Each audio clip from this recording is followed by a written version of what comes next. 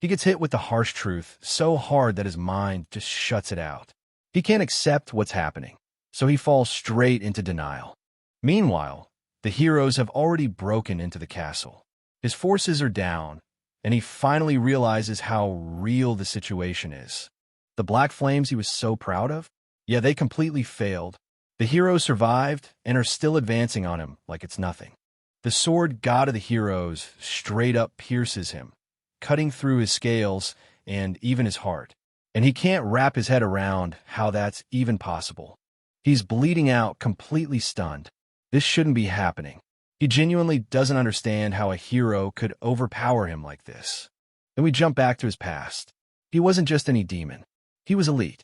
Top of his class at the Demon King Military Academy. Graduated with the highest honors. Basically, the definition of a prodigy.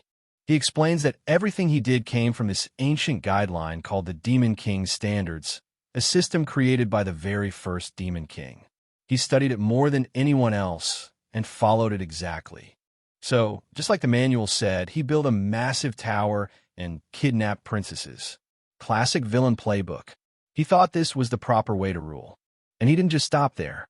He even raised the heroes who came to rescue the princesses, turning the entire situation into some twisted training cycle. For a demon king, the heroes' anger and despair were basically the finest meal you could ask for. But if you kill them too early, the flavor doesn't mature, so it's a waste. So the proper way was to let them grow stronger, then devour them at their peak. The stronger the hero, the better the taste. And since he followed these Demon King standards better than anyone else, he was sure conquering the world was only a matter of time. By devouring all that hatred and sorrow from heroes and civilians, he ends up reaching the peak. He becomes the strongest Demon King in existence. Absolute top of the food chain. But even after becoming that powerful, there's one thing he can't accept. If he was truly the strongest, then why was he the one who lost? He's furious and confused, screaming out in disbelief. He can't understand it at all. How did things end like this? One of the heroes laughs in his face, saying demon kings always complain the same way when they lose. He basically mocks him, saying it's their own fault things end up like this. They act shocked every time, even though they're the ones who set everything in motion. The demon king snaps back angrily, refusing to accept any of that. The hero fires back, saying this is exactly what demon kings always do. They kidnap the most famous princess, leave obvious clues, and basically invite the heroes to come challenge them. He taunts him even harder. If he were the demon king, he would have just killed the king instead. That would have thrown the entire kingdom into total chaos. And that thought hits the demon king. If he kidnapped the king, the humans would start fighting among themselves for the throne, but then all that hatred and rage wouldn't be aimed at him anymore. He realizes that if he caused internal chaos instead, he wouldn't gain fear or hatred from the humans, which means he wouldn't grow stronger as a demon king. And that goes completely against the standards he's been following. The hero keeps roasting him.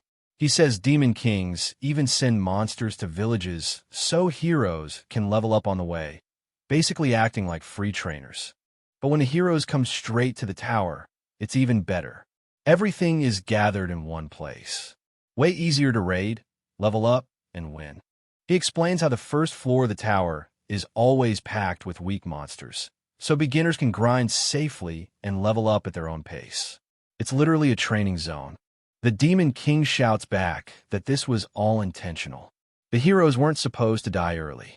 He needed them to grow stronger so he could harvest even more despair from them. That's exactly what the Demon King standards taught him to do. We see that same cursed manual again, the very rulebook he's been blindly following his whole life. The hero doesn't hold back anymore and drives his sword straight through the Demon King, landing a brutal finishing blow. The Demon King's eyes go wide in shock. He realizes this is it. He's really been defeated. The hero casually explains that when a tower gets boring, they just kill the Demon King. Then a new one appears, along with a brand new tower to conquer. To the heroes, it's just a never-ending game. The hero grins like a maniac and says the Demon King's tower is basically the perfect hunting ground for heroes. All the other heroes start laughing and thanking him too. They say they were able to grow stronger because of him, joking that he's more like their mentor than a demon king. They keep mocking him, praising the tower like it was some luxury training facility. They thank him for providing the best hunting ground they could ever ask for. Lying on the floor, the demon king finally realizes the truth. To the heroes, he wasn't a terrifying ruler. He was basically their sponsor. His tower was nothing more than their personal hunting ground. The hero casually admits the demon king was actually strong this time. Plenty of heroes died fighting him, but he doesn't mind because it made him famous. Then he raises his sword with a grin and delivers the final farewell. Goodbye, Demon King. Even while dying, he's furious. A mere hero daring to do this to him? He sees it as pure humiliation. He slams his fist down in rage, questioning everything. If this is how it ends, then what was the point of the Demon King's standards he lived by? He refuses to accept this as his fate. He can't die like this. Not as a joke. Not as prey. He desperately clings to life, forcing out his last will to survive. With his last burst of rage, he refuses to accept defeat. He roars out that he is the Demon King, clinging desperately to that pride. But even with all that fury, his strength is fading. His body is already at its limit. And then, everything goes silent. His life is finally cut off, and the Demon King falls. The heroes look on as the Demon King finally collapses. For them, it's just another cleared raid. Blood spreads across the floor, while everything fades out from his perspective.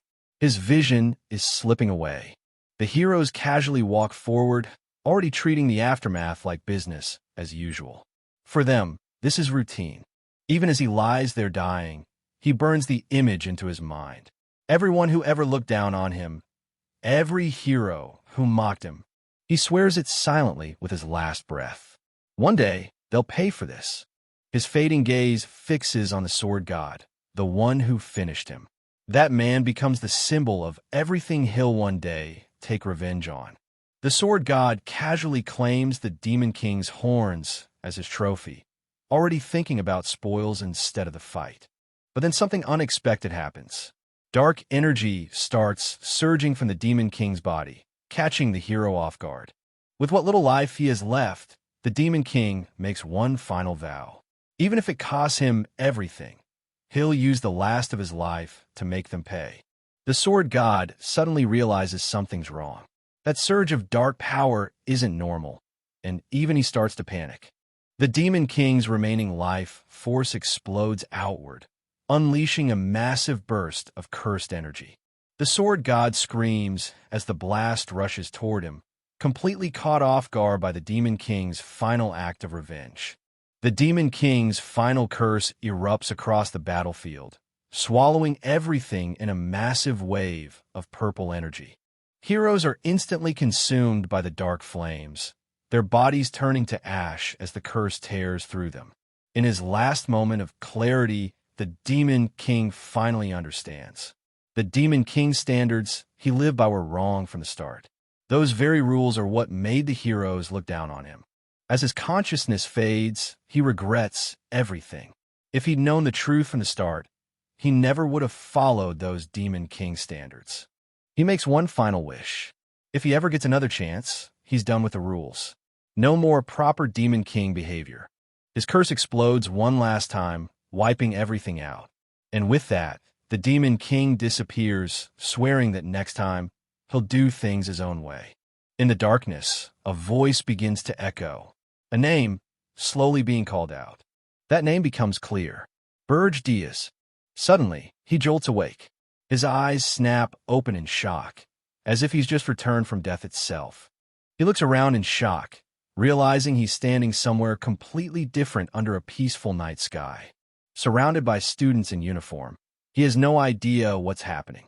None of this matches the battlefield he just died on. Then the realization hits him. Somehow he's alive again. A voice calls out his name in front of everyone, telling Berje to step forward.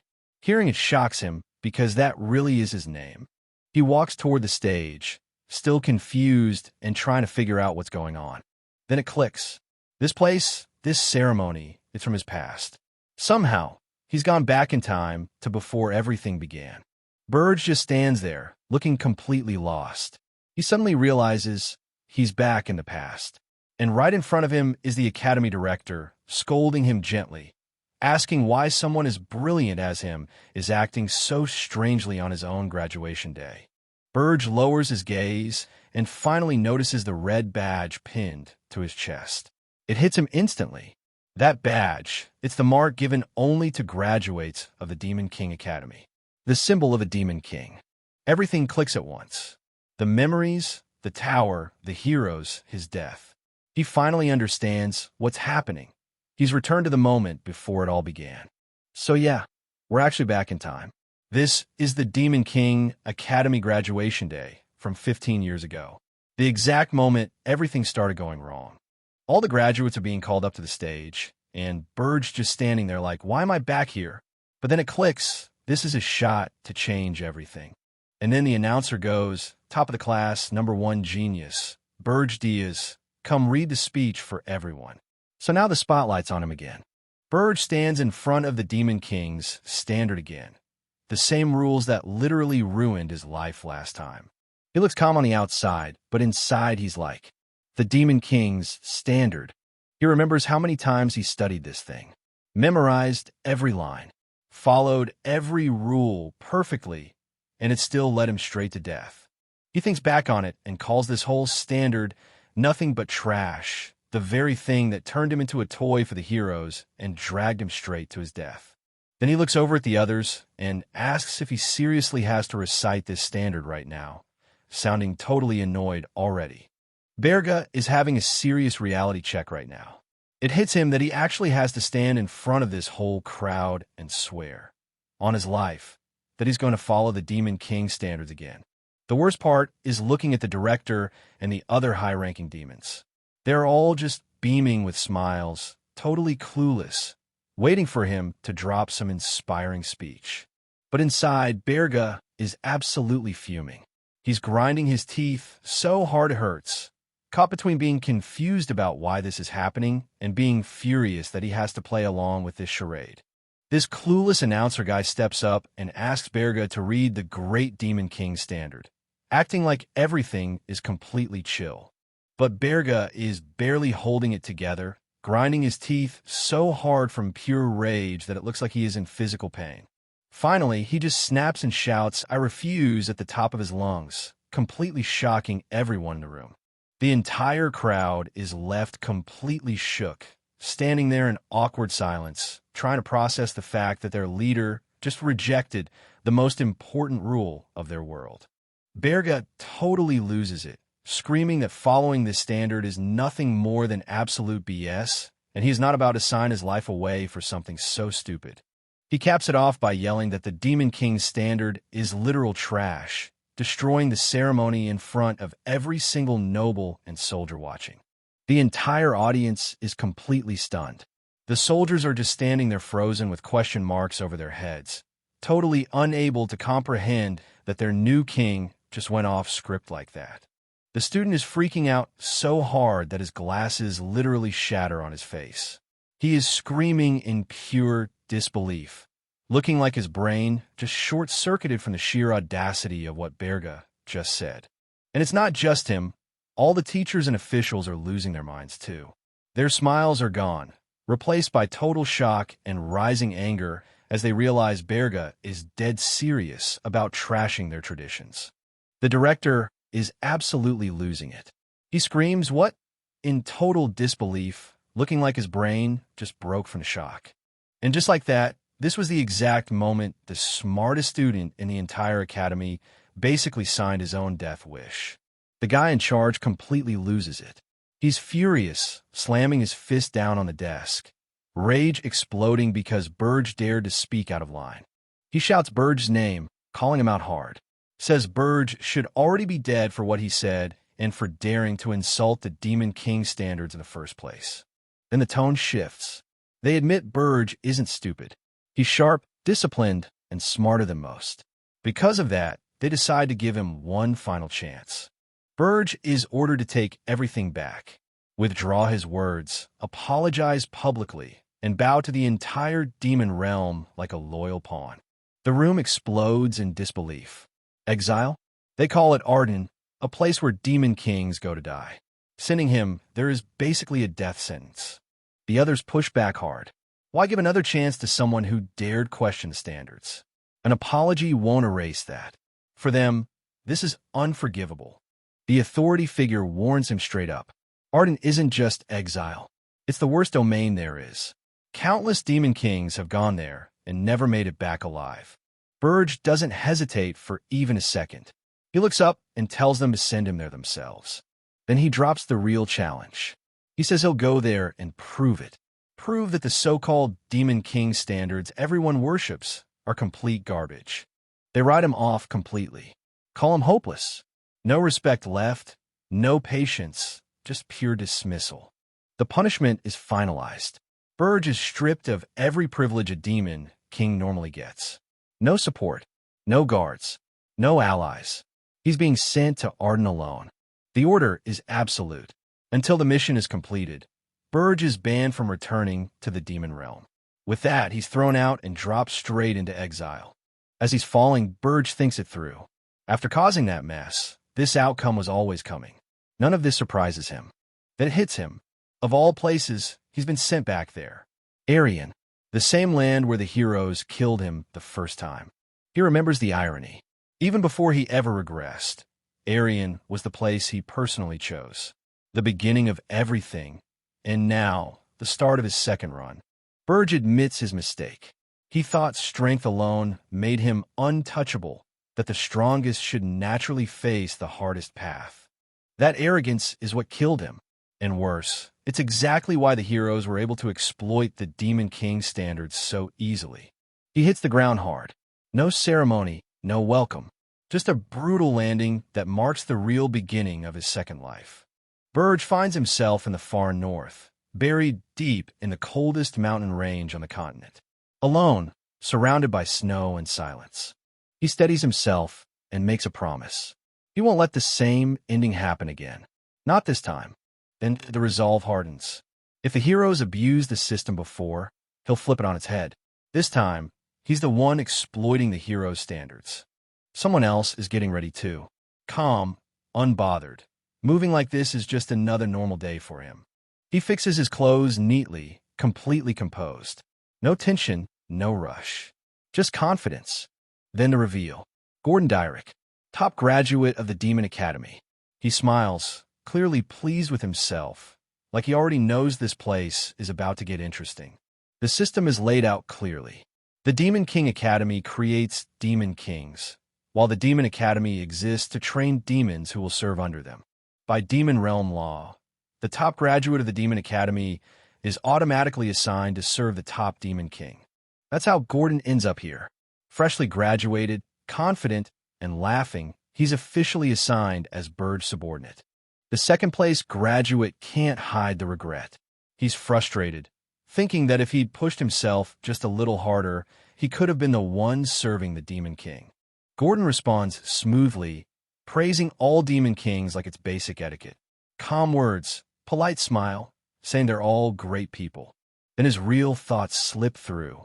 In his head, he decides none of them are actually great, especially not Berje. They hype Berje up as a legend in the making. One-of-a-kind talent, chosen by destiny, someone demon history will never forget.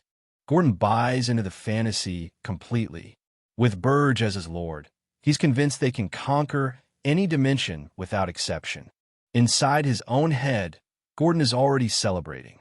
He's sure this moment will be carved into history. The beginning of his rise alongside Lord Berje. Berje cuts through the hype instantly. Says they got it all wrong.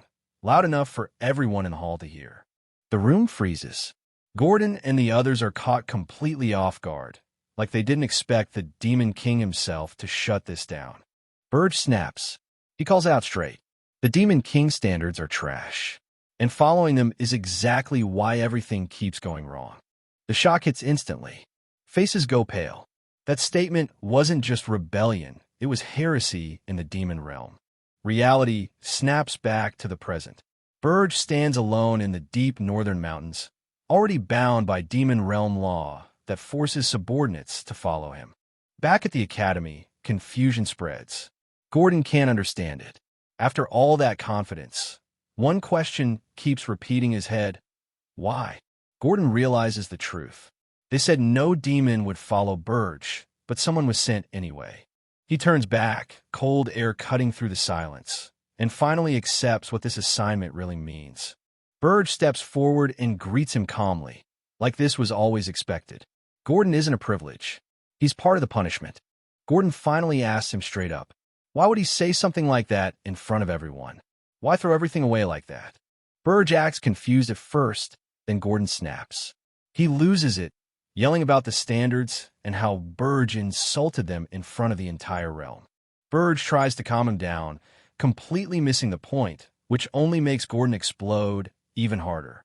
Berje pauses and wonders if Gordon was always like this. Before the regression, Gordon was confident and composed, not this unhinged.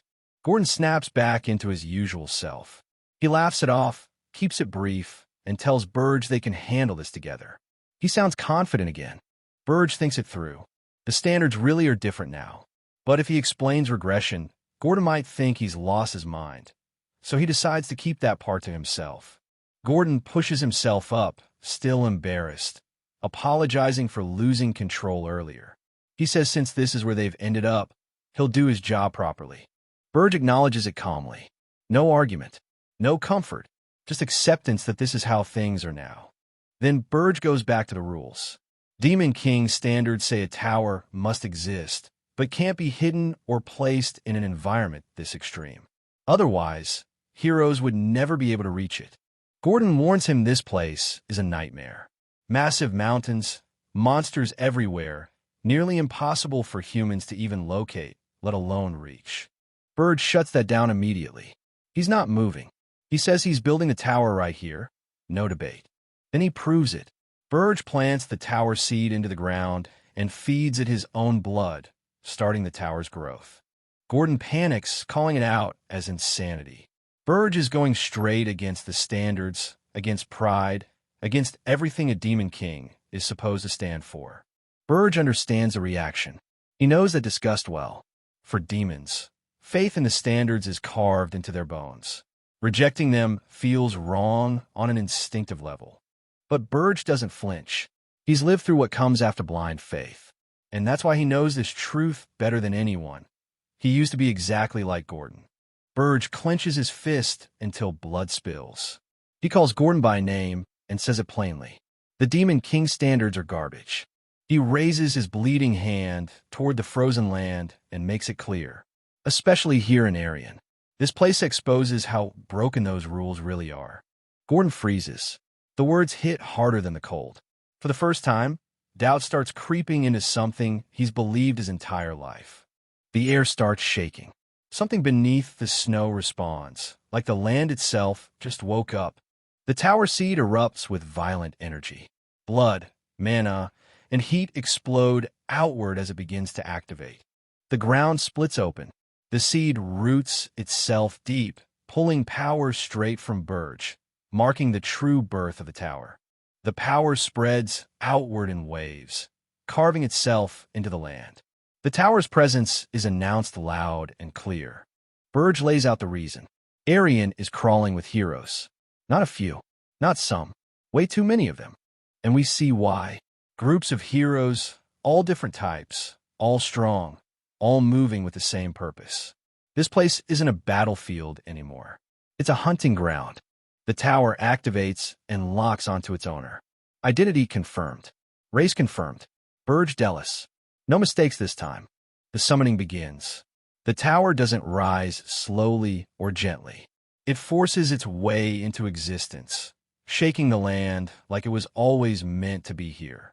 Berje finally explains it. This is why demon kings kept dying in Aryan. Humans figured out the tower's mechanics, abused them, and turned demon king standards into weapons against their owners. Berje makes it clear.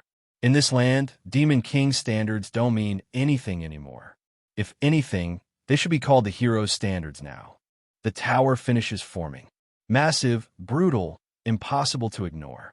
Even in a place like Aryan, Its presence dominates everything around it. In the end, it's simple. Berje summoned the tower here on purpose.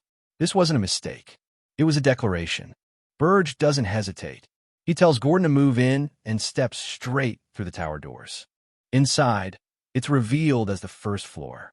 Wide, empty, almost unsettling. No traps, no monsters, just silence. Gordon immediately notices how wrong it feels. A Demon King's tower should be a death zone, packed with threats. But this place has nothing. A tower with no perks, no defenses, and no rewards.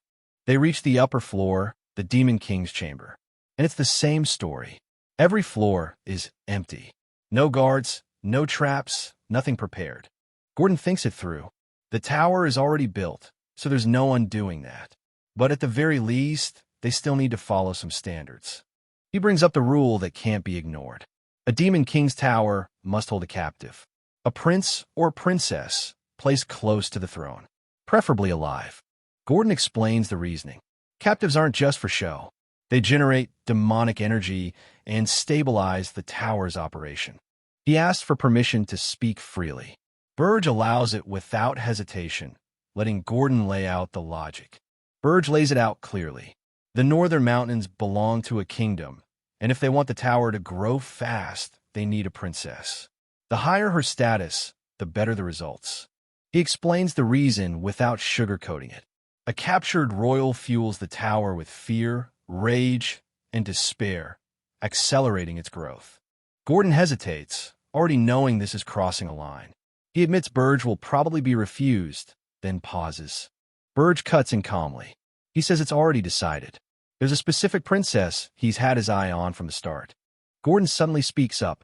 He insists on helping too, but Berje shuts it down immediately and assigns him a different task. Someone has to guard the tower, and the Demon King's residence can't stay empty. Gordon relaxes a little. He convinces himself this is fine. Berje is the top Demon King after all, just stressed from graduation. This is still salvageable. This is where things really start. Before leaving, Gordon asks the obvious question. If Berje is going alone, who exactly is he planning to bring back? Berje pauses for a second, then finally answers. He already has someone in mind. He names the place, the farthest kingdom to the south on the entire continent. A nation distant, isolated, and easy to overlook. The target is revealed, the kingdom of Hilderin. And under the moonlit night, Berje appears outside a quiet palace window. Inside, a lone princess sits unaware. The hunt doesn't start with force. It starts with timing. Berje narrows it down even further. Among all the royal daughters, he chooses the one with the weakest presence, the most overlooked, the 13th princess. He makes his move. Under the full moon, he declares it plainly. He's here to take her. No threats, no drama, just intent. Back at the tower, Gordon completely loses it. This plan doesn't bend the Demon King standards. It snaps them in half. Total opposite. Absolute violation. So the princess is just chilling in her room at night. Then suddenly she notices someone standing there. And yeah, it's our boy Berje, horns and all, just casually appearing in her chamber. She's completely stunned. No screaming, no panic, just pure confused energy as she asks who this random horn man is that showed up out of nowhere. Berje doesn't sugarcoat anything. No dramatic build-up. He just straight up says he's the Demon King and he's here to kidnap her. Like it's the most normal thing in the world. Instead of freaking out, the princess just gives him a tiny smile like this is totally normal. Then she calmly asks if he's really sure he can handle kidnapping her. Berje is confused for a second, wondering what kind of question that even is before answering confidently that of course he can. He's a Demon King. She straight up stretches her hands out and tells him he can take her if he wants. Berje is stunned and asks why she's so calm. Like what is she even planning? She says she always thought something like this would happen eventually just because she's a princess. He warns her not to try any tricks. He says he's desperate too, so he's not dropping his guard for even a second. The princess just smiles gently and says she isn't plotting anything. She's like, how would she even set up a trap when she didn't know a Demon King would show up tonight? Berje pauses for a second. He admits she kind of has a point, But something about this still feels off to him, and he can't explain why. Then she calmly reaches out her hand and says, "Shall we go?" Like she's fully ready to be kidnapped without a hint of fear. We cut to the frozen Urgus Mountains, where Berge's new tower rises out of the snow, looking insanely ominous and impossible to miss. Berge lands back at the tower in his dragon form, then walks in calmly carrying the princess bridal style. Gordon rushes over, relieved that he made it back alive. Berge orders Gordon to let the princess stay on the 4th floor instead of a prison cell, since she didn't resist. Gordon is confused but agrees, while the princess just waves politely like this is totally normal. Gordon suddenly gets serious and tells Berge there's something important he needs to report. We cut to the 4th floor of the tower, where the princess has been left completely alone in a giant empty room. She sits on the cold floor, finally processing everything and realizing, yeah, she's actually been kidnapped for real. She compares it to the palace and realizes there's nothing here.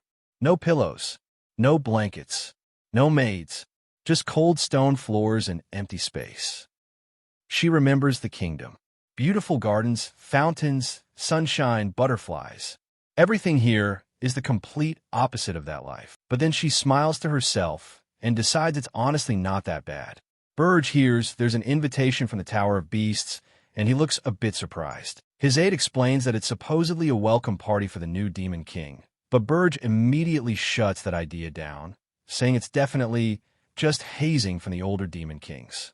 Berge explains that Demon Kings are way too prideful to ever cooperate with each other, so a welcome party clearly has another agenda behind it. All the Demon Kings here used to be too prideful to even look at each other, but Arian changed the whole game.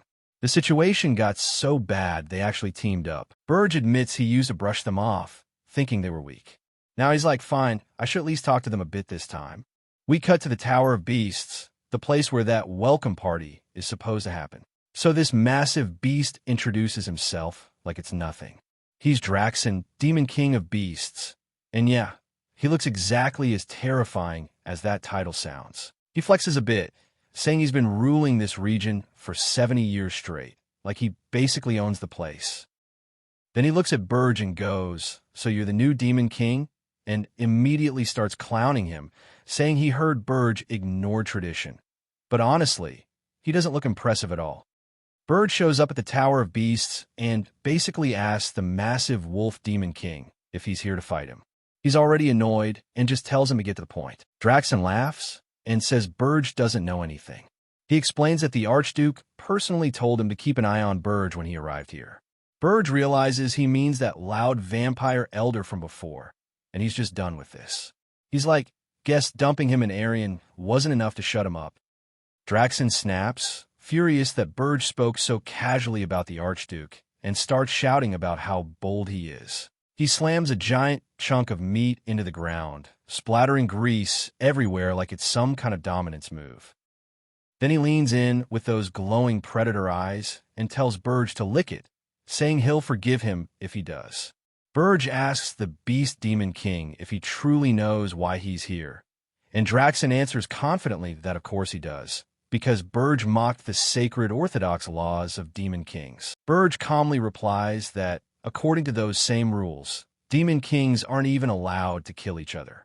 Then suddenly, Berge stomps the ground with insane force as he says, "However," a terrifying aura erupts from him, spreading across the battlefield.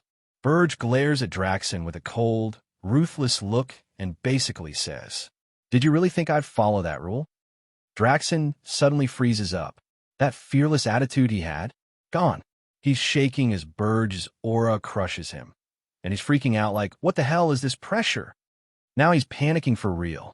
He blurts out that the Archduke sent him here to confirm whether Berge actually kidnapped a princess, and warns that if he doesn't report back in a month, Berge will lose his authority. Berge just turns his back and casually walks away like it's nothing. He says there's no need for concern, because he's already kidnapped a princess. Berge just drops it casually like it's nothing, saying the princess actually fits his taste, while everyone behind him freezes like, wait, what did he just say? Scene shifts back to Berge Tower, snow falling outside. the place looking cold and imposing as always. His aide praises him, saying he perfectly showed the dignity of a demon king. Berje brushes it off like it was no big deal and says that for now, the beast demon king won't be able to pull anything. Berje sits back on the throne, still calm after everything, and tells Gordon to check on the princess. He's already thinking ahead, saying he needs to figure out how to actually make use of her. We cut to the outside of the tower. Snow falls quietly against the tall window, and the sound echoes through the room. Berje runs a hand through his hair, clearly stressed. He admits this whole situation is annoying, and if the other demon kings are going to act like this too, things are about to get way more troublesome. Berje sits there thinking to himself. The backlash from ignoring the orthodox demon king traditions turned out way bigger than he expected, but even so, if he had to choose again, he'd still do the exact same thing. He rises from the throne with conviction, eyes sharp. He'd rather die on his feet than bow his head to trash. No hesitation, no regret. He opens his system screen and thinks calmly. He won't repeat his past mistakes. This time, he's going to rebuild everything from the ground up. Since the princess he kidnapped is the lowest rank, he'll only get a small amount of demonic energy, but even then, it's still the safest path forward. He checks the system screen and nearly does a double take. The number staring back at him isn't a few hundred points, it's over 13,000. Way more than it should ever be. He stares at the display, low-key panicking. Why does he have that many points? This princess was supposed to be bottom tier. So what is going on? Before he can figure it out, a new notification pops up. He's received a video recording from the Tower of Beasts. He stops, confused and instantly suspicious. Draxon shows up on the hologram, all smug and polite now, saying he's sending this video as a congratulations gift to the new Demon King. He admits their first meeting wasn't exactly friendly, but since he's the senior Demon King here, he figures he should at least be generous. He keeps going, praising Berje like crazy. He says what Berje did in Aryan is actually insane, since pulling that off isn't something just anyone can do.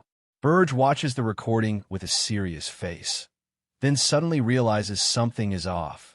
Why is Draxon talking like this? Berje freezes. His eyes widen. Sweat drops down his face. Something's wrong. Very wrong. Gordon sprints and like the world is ending, yelling that there's a huge problem on the 4th floor. We cut to the 4th floor, and it's suddenly a bright paradise full of butterflies, flowers, sunlight, the whole vibe. He looks around in disbelief, realizing the gloomy Demon Tower floor has turned into a peaceful nature garden. Completely stunned, just staring like, what the?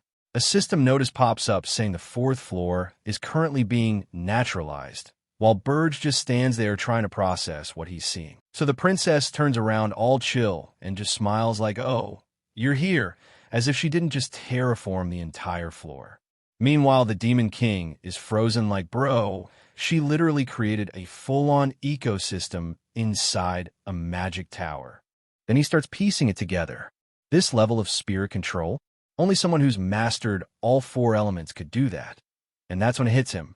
He kidnapped the 13th princess, which means there's only one person on the continent who could possibly pull this off. Berje finally realizes it. He looks at the girl surrounded by spirits and just blurts it out like, yeah, but definitely not the 13th princess. And she's just chilling, smiling like, yep, knew you'd get it wrong. Everyone mistakes me for Elena. Berje freezes, full shock, sweating, brain buffering. He's like, hold up, don't tell me you're actually. And she straight up confirms it with the cutest smile ever. She introduces herself proudly, Ernan Hilderin, the first princess of the entire kingdom. Not just any royal, literally the top one. Word spreads fast through the kingdom, and now everyone knows the first princess has been kidnapped by a demon king. The entire palace is in chaos. The king loses it completely. He's furious, screaming out in rage, demanding to know who dared to take his precious daughter. And yeah, he's not letting this slide. He immediately mobilizes everything. Heroes, knights, the full army. Their mission is simple: hunt down the Demon King, cut off his head, and bring the princess back. The whole kingdom is now locked onto one target. The princess finally answers his question with a calm smile. She straight up says that's exactly why she asked him in the first place. She wanted to know if he could really handle her. Berje gets serious. He realizes her mana is insane, completely overflowing. He remembers rumors about a genius elemental mage and understands why he never sensed her before. Whatever she's doing, she perfectly hid it from him. She reveals the trick, a ring that conceals her mana entirely. A royal heirloom passed down through her family. And just like that, Berje understands he didn't kidnap a weak princess at all. He took something way bigger than he expected. The princess casually asks if that answers his question and even offers to go back if he wants, completely flipping the situation on him. Berje realizes sending her back would make him a joke. No kingdom fears a demon king who backs down, and losing her would kill his demonic energy gains. He steels himself and decides he has no choice now. Whatever happens next, he's sticking to this path. Berje gets hit with a system alert. He realizes the tower and the outside world have already locked onto him. No hiding now. He's officially been singled out. He stays calm and accepts it. Whether she's the 13th princess or not doesn't matter anymore. The situation hasn't changed, and neither has his plan. He looks straight at her and draws the line. Whatever her true identity is, she's still his hostage. And until this is over, that fact isn't changing. News hits the Hilderan kingdom like a bomb. The first princess has been kidnapped by a demon king, and the whole capital instantly goes into panic mode. The king loses it. He orders the strongest heroes and the entire military to mobilize right now, swearing to kill the demon king and bring his daughter back no matter the cost. Officials scramble for answers, but no one knows which demon king did it yet. Patrols are already being sent out, buying time while the kingdom prepares for war. The Hilderan court goes into full panic mode. The king snaps, yelling for answers, furious that his daughter was taken and his people are still standing around doing nothing. Amid the chaos, a sharp official points out something feels off. Demon kings who kidnap princesses usually don't last long, and this case isn't following the usual pattern. They recall past examples where demon kings grew arrogant, drew too much attention, and got wiped out by heroes. Yet somehow, another princess has been taken again, and that contradiction makes the room go silent. The court finally connects the dots.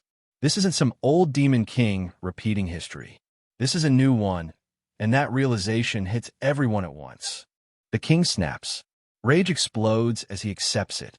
A new demon king just entered the board, and that makes the situation way worse than they thought. The report comes in fast.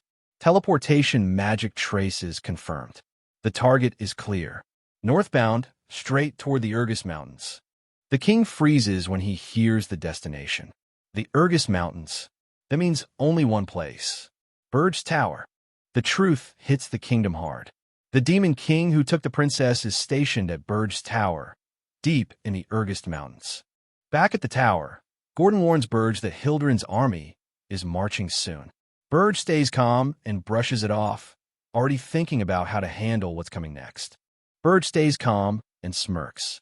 He says it's fine. Hilderan's army won't be able to reach him anyway.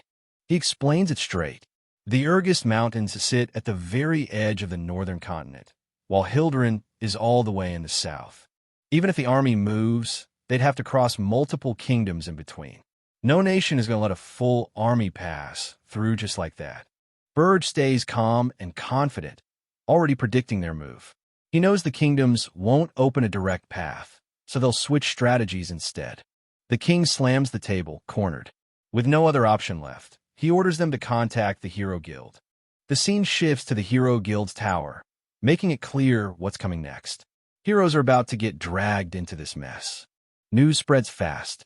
Everyone finds out the princess of Hilderan was kidnapped, and the whole kingdom is in shock. People can't even imagine which demon king would dare pull something like this, especially with the destination being Urgus. Fear kicks in immediately. Urgus is known as a death zone, packed with monsters, and most people already assume the princess is doomed. Even seasoned adventurers don't want anything to do with it. Meanwhile, Berje stays calm. He knows the Hero Guild won't move unless there's money involved, And that hesitation is exactly why he chose this place. Urgest isn't just dangerous, it's his home ground. Gordon watches Berje closely and realizes this demon king isn't acting by the book at all. He's breaking rules like they don't matter, yet somehow he knows Aryan way too well. It almost feels like he's been here before. Berje leans back with that calm, confident look. He's already thought through the hero guild problem. No heroes want to risk their lives for this, and he knows exactly how that fear will play out. Back in Hilderin, the king completely loses it. Heroes refusing to step up, excuses everywhere. In his eyes, anyone who backs down now has no right to call themselves a hero. Back in Hilderin, the king finally admits it. Heroes are everywhere in Aryan, but most of them care more about money than people. That's why they're slow, picky, and useless when things actually get dangerous. Berje already saw this coming. He knows it'll take time before a proper hero group is even willing to move. While everyone hesitates, he calmly checks his system and options, already planning his next step. Sitting on his throne, Berje doesn't look worried at all. Even if the heroes come eventually, the demonic energy he's gaining right now is way beyond what they're worth. From his perspective, this delay only benefits him. Berje thinks he understands that fear better than anyone. He has seen what heroes become when fear turns into hesitation and greed. He makes a decision on the spot. Berje tells Gordon to contact Draxon. He is done waiting. He is going to sell demonic energy. The reaction is instant and unhinged. Gordon completely loses it the moment he hears the words demonic energy, realizing Berje is about to flip the entire power balance upside down. Berje realizes exactly what heroes fear most.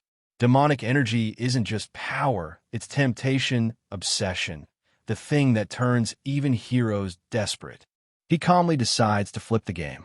Instead of fighting everyone head-on, he plans to sell demonic energy itself, knowing Draxon will pay big and that raw demonic power alone can't stop heroes forever. Berje shifts his focus to the human world, setting his eyes on a city near the Urgest Mountains, already planning his next move where money, fear, and ambition all collide. A cloaked figure steps into the fortress outskirts, and the guards immediately tense up. One look at the timing and the direction he's coming from, and they already feel something's off. The guards stop him, calling him out as a suspicious mercenary. Heading alone toward the Urgest Mountains is basically asking to die, so now they're fully alert. Before they can react properly, the cloaked man makes his move. In a blink, he knocks one guard down and disarms the others, leaving them shocked and realizing too late they're not dealing with an ordinary mercenary. He slips past the guards with a casual excuse, acting like a harmless half-blood mercenary, but inside he's already calculating his next move. Walking into the city, he realizes he can't move freely or gather info alone, so he decides the smartest play is to find a guide first. That plan leads him straight into the Scarlet Hawk Mercenary Guild, where he blends in, listens carefully, and prepares to use mercenaries as his way into the bigger game. Inside the tavern, the mercenary is laid back like nothing matters. He says this place is perfect. Soldiers deal with monsters. Mercenaries just show up after and take the spoils. Easy money, no risk, nothing better than this life. Someone brings up the rumor about a new demon king building a tower in the Urgest Mountains. The mercenary laughs it off instantly, calls it fake news. According to him, demon kings always build towers close to hero routes, somewhere heroes can reach easily. Another guy jumps in and says the demon king even kidnapped the princess of Hilderin. That shuts people up for a second. Kidnapping a princess at the edge of the continent isn't normal. This time, something about this demon king feels different. The mercs start talking big. They say the hero guild already ditched the job after hearing the destination is the Urgest Mountains. To them, that's proof this whole princess kidnapping thing is fake hype. One guy laughs it off, saying a princess is just an excuse. He claims demon kings always pull this kind of stunt to bait heroes and squeeze more money out of people. Everyone agrees, cracking jokes about how greedy people get when money's involved. In their eyes, it's all a show, and there's no way anyone's actually risking their life over a precious heir. The guy's laughing 1 second, then suddenly freezes when someone speaks right behind him. The mood flips instantly. He realizes this isn't some random drunk messing around. Before he can even react, he gets slammed straight into the ground. Total chaos. People panic, weapons come out, and the whole place goes silent around him. Berje steps forward, calm and smiling, clearly in control. He says they seem pretty knowledgeable, so he'll make a deal. Leave one person behind, answer his questions properly, and the rest get to walk away alive. They rush him all at once, yelling that he's not getting out alive. Blades come down from every angle, thinking numbers will overwhelm him. Bad move. In a blink, he crashes straight through them. Fists and strikes land back to back, bodies flying, the whole place erupting in impact sound before anyone can even react. When it's over, they're scattered on the ground, completely crushed. He stands there calm and untouched, proving this was never a fight, just a warning. One guy rushes him in a rage, screaming his name, swinging with everything he's got, thinking sheer strength will end it right there. Before the attack even lands, Berje moves. One clean, brutal counter slams straight down, the impact exploding through the ground like it was nothing. The last man freezes in pure shock as Berje looks up from the wreckage with a cold smile, completely unharmed, making it clear this fight was never close. The mercenaries rush him all at once, thinking numbers will save them. Big mistake. He moves first, clean and fast, turning their charge into chaos before they even realize what went wrong. Tables, weapons, and bodies go flying. One hit is enough. Another follows. The whole place explodes into noise as their confidence gets smashed along with the furniture. What's left is pure fear. One survivor finally understands the gap between them, shaking as the word slips out. This isn't a fight anymore. It's a monster hunt, and they're the prey. He turns with that sharp grin, eyes cold, already enjoying the chaos he's causing. The street explodes into noise again. Fists flying, bodies crashing, people scattering as another brawl breaks out. Bystanders just watch it like it's routine now, half annoyed, half bored, wondering if these guys ever get tired of fighting. The whole tavern is wrecked. Bodies everywhere. Tables smashed. And at the center of it all, Berje is the only one still standing. He looms over a survivor, shadow, swallowing the room. Calm voice, zero mercy. He tells the guy not to be scared, just answer honestly. Then he drops the real question, straight to the point. He asks where the slave market is. He reaches the place quietly, confirming this is the slave market hidden inside the city. No signs, no noise, just the kind of spot people pretend doesn't exist. He checks the cages and immediately realizes something's off. Everyone here is human. No demi-humans, no monsters. Just people locked up like merchandise. That answers one thing clearly. Whatever he's looking for isn't common, and whatever plan he's about to make is going to shake this place from the inside. Berje casually asks if there is anything rarer than human slaves, like he is browsing items instead of people.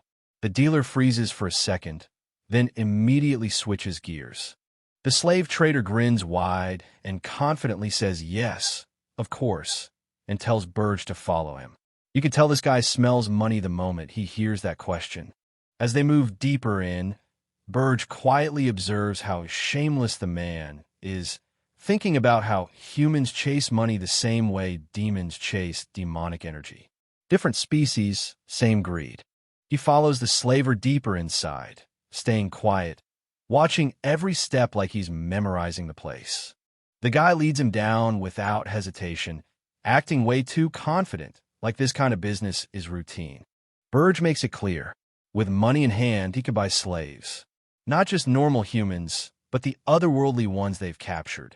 And that's exactly what he's here for. Berje immediately locks onto the elf. In his head, he decides an elf with a clean reputation is perfect. Someone known for integrity won't be questioned easily. He makes the call. That elf isn't just a captive anymore, he's a tool.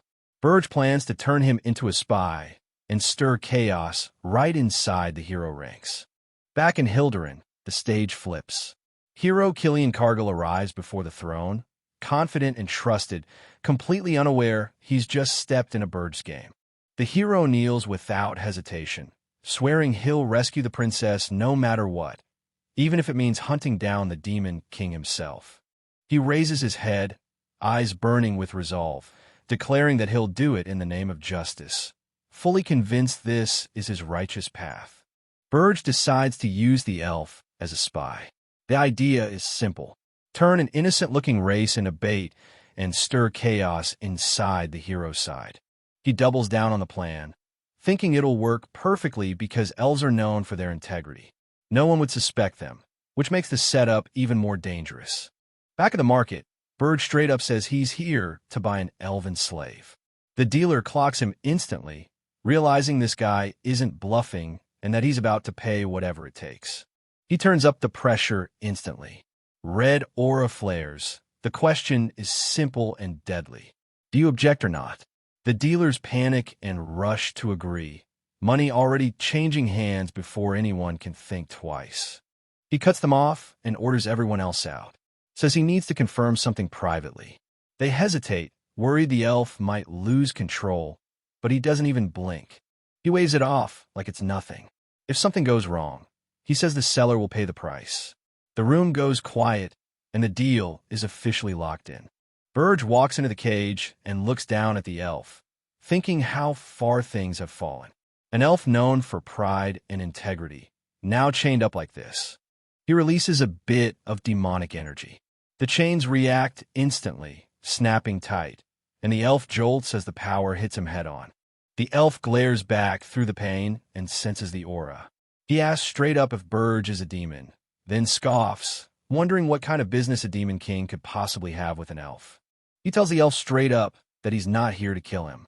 He's offering a deal, a real chance to get revenge on humans instead of rotting away as a slave. The elf looks up, clearly tempted, but doesn't hide his distrust. He says demons are no different from humans.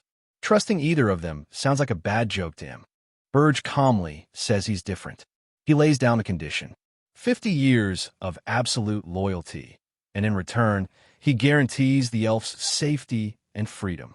He stays calm and explains it straight.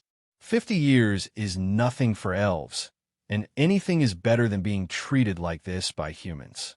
The elf snaps back hard. He calls him a demon and says demons are trying to destroy the world tree and the world itself. With anger and distrust clear on his face, the elf questions him directly. How is he supposed to trust a demon after everything that's happened? The elf calls it out straight. A demon asking an elf for help makes no sense, and every word Berje says feels like it's aimed exactly at his deepest wound. He doesn't trust him at all. Berje doesn't get angry. He just smirks and agrees, saying, "Fine, let's do it then," like he already expected this answer. He swears on the great demon king's standards, summoning a demonic contract, promising he'll keep his word and never touch the world tree. This isn't persuasion anymore. It's a binding oath. The elf realizes it. To demons, the demon king's standards are sacred, the same way the world tree is sacred to elves. Berje takes that opening and lays down his condition. He wants the elf to swear on the world tree and pledge allegiance to him for the next 50 years. Instead of getting angry, the elf smiles. He calls Berje a strange demon. If Berje is willing to go this far and stake things on something that's serious, then this deal might actually be worth hearing out. The elf finally introduces himself. He says his name is Granada of the Maple Tribe. He agrees to make the vow, but only after he meets the demon king who sent Berje and judges him with his own eyes. Berje calmly drops it. He straight up says he's the demon king. No hesitation, no flex, just confidence. The elf freezes for a second. Total disbelief. He looks at Berje like he just heard the dumbest lie possible. Then he laughs it off hard. Says a demon king wouldn't come all this way just to buy a slave. Demon kings get weaker the farther they are from their towers. So to him, this makes zero sense. Granada bursts out laughing and straight up challenges him. If he's really a demon king, then he'll swear loyalty for a full 100 years instead. The scene jumps to Berje's tower as they face each other again. The mood completely different. What started as a test just turned into something serious. Berje calmly accepts and flips it back on him. 100-year contract it is. Granada finally realizes it. This guy isn't bluffing at all. He really is a demon king. Granada snaps, calling it a total scam. He says Berje never mentioned the tower would be this empty, and it feels like he's been baited on purpose. He points out that up to the third floor, there's literally nothing. No traps, no monsters, just empty space, which completely breaks his expectations of a Demon King's tower. Then he loses at seeing the fourth floor. Instead of danger, it's full of nature. Granada scoffs, asking what kind of sloppy tower has 0 monsters, clearly convinced something is very wrong. The elf snaps, yelling that this tower is a total scam. It's empty up to the third floor. The fourth floor is just nature, no monsters anywhere. And at this rate, the Demon King won't even last a year before heroes tear him apart. He flat out refuses to work in a place like this. Before he can finish, overwhelming demonic pressure floods the room. Berje reminds him coldly that they already made a contract, and the raw demonic power crashes down hard enough to steal the elf's breath. The elf freezes, drenched in sweat, finally realizing the truth. This pressure isn't bluffing or posturing. Berje really is a Demon King. The elf realizes something feels off. The tower looks empty and messy, but not a single monster from the Urgist Mountains has dared to attack them. It clicks for him. Those are disaster-level monsters, and they stayed away on purpose. Nobody wants to risk provoking the Demon King directly. The conclusion hits hard.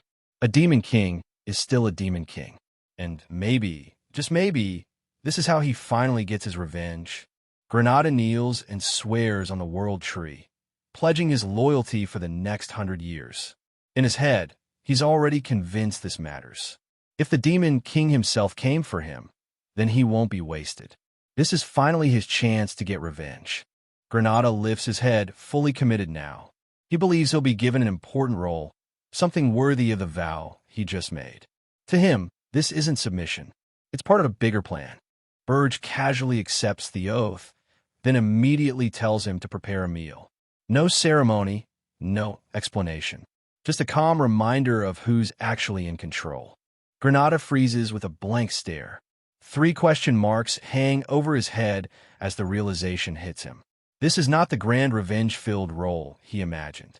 In the kitchen, Granada stands at the counter, apron on, silently chopping vegetables.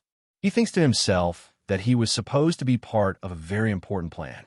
The princess suddenly appears beside him, cheerfully offering help and asking if she can make vegetable bread. Granada turns slowly, completely stunned, as the floating elemental spirits bob happily around her. Everyone's seated in this massive dining hall, way too quiet for comfort. Granada hesitates, clearly still adjusting, then carefully asks if the woman here is from the Hilderan Kingdom. He looks straight at her while saying it, still unsure, still testing the situation, like he's trying to figure out where he actually stands now. Berje answers calmly and confirms it. That's her non-Hilderan, the princess herself, sitting right there at the same table. The moment hits Granada hard. This isn't a joke anymore. Granada finally snaps. He jumps up, furious, yelling that Berje kidnapped the crown princess and that the tower is completely empty. No defenses, no monsters, nothing. He demands to know how Berje plans to stop the heroes when they show up. Berje calmly cuts him off mid-rant. Without even looking worried, he lifts his fork and tells Granada that this is exactly why he bought him. Then, completely unfazed, he adds that Granada should sit down and eat first. The tension collapses into confusion. Berje casually praises the cooking. Ernan proudly chimes in that she helped too, and Granada freezes, staring at the table in disbelief, wondering what kind of situation he's gotten himself into. Granada straight up asks if Berje plans to fight the heroes here. Berje shuts that idea down immediately and says if the heroes have already reached this far, the game is basically over. Berje explains that fighting here would mess up the human world, then casually drops the real bomb. He wants Granada to become a spy. Granada is caught off guard, trying to process what he just heard. Berje cuts him off and says before anything else, he needs to test Granada's abilities. No speeches, no explanations. Just a calm challenge, telling him to come at him. Granada snaps back, saying it's insane to expect him to beat a demon king inside his own tower. In his head, This already sounds like a rigged fight. Berje casually ups the stakes. He says he'll fight with just one hand, won't use any demonic energy, and if Granada somehow wins, he'll cut their contract down by 50 years. That's all Granada needs to hear. He flares up instantly, powers surging as he accepts the challenge, swearing he'll crush Berje with everything he's got. Granada rushes in first, swinging hard with pure physical strength, putting everything into the opening blow like he's betting it all right now. Berje stops the attack cleanly, barely moving, and calmly realizes this isn't demonic energy. Granada's speed and timing are way too sharp for a normal slave. Berje calls it out straight. Granada has been absorbing mana from the tower itself, boosting his body instead of using magic, and honestly, it suits an elf perfectly. Granada snaps, saying an average elf can't pull this off, blames Berje for choosing the wrong opponent and the wrong place, and starts pouring everything he has into the attack. Berje catches the timing instantly. He notices Granada overcommit, realizes he's wide open, and steps in without hesitation. Granada roars that he's taking those 50 years back right now and throws a full power strike, convinced this blow will decide everything. Berje smirks to himself, deciding this is enough. He's done testing and already knows how this is going to end. The pressure suddenly spikes. A terrifying aura crashes down as Berje's presence twists into something monstrous, wings and claws forming for a split second. Granada freezes, realizing way too late who he's actually fighting. Berje grins in the dark, calmly saying he's not even using demonic energy. He promises to hold back, not out of mercy, but because killing Granada would be pointless. Granada freezes mid-charge. His eyes widen, sweat dripping as a crushing presence bears down on him. W8. A thunderous shockwave erupts. Bam! Far away, Berje's tower stands unmoved amid the frozen mountains, as if answering the declaration with absolute authority. Scene shifts to the city. Horton Walk, headquarters of the Red Hawk mercenaries. The calm before the storm settles in, unaware that something terrifying has just begun moving. The mercenary boss lights up the moment he sees him, acting like he just met royalty, loud, excited, already smelling money. Berje calmly says he wants to hire him for a year, and the whole room freezes as the mercenaries start whispering, realizing this guy might be absurdly rich. Without another word, Berje drops a massive bag of gold on the floor as a deposit, and the shock hits instantly. This isn't talk, he's dead serious. The mercenaries swear loyalty on the spot, fired up by the gold and the confidence behind it. The captain looks half confused, half resigned, already thinking he needs a brand new squad. Orders get handed down fast. Berje puts the Demon King in charge, says he'll be relaying commands from now on. The room goes quiet. No one knows how to feel about this sudden promotion. The elf steps forward, bruised but standing straight, and calmly introduces himself. His name is Granada. The mercenaries gather around Granada, sizing him up. They look rough and unimpressive at first glance, but their eyes say they've survived real fights in Urgest. Granada gets pulled into the group like he's already one of them. No speeches, no ceremony. Just a rough welcome that says, "You're with us now." From a distance, Berje watches calmly. These guys might look average, but they're veterans who operate in the harshest region. Fighters like this don't exist just anywhere, and that's exactly why they're useful. He locks in immediately. The only hero the Hilderan Kingdom would ever trust in a crisis like this. Hillen Cargill, the guy who once took down the Demon King of Lust. He turns to the group and makes it official. Red Hawk mercenaries, this is your first mission. No hesitation, no build-up. He gives the order straight. Investigate Hillen Cargill, the so-called hero working directly under Hilderan. The entire group snaps to attention and answers in unison. "Yes, sir."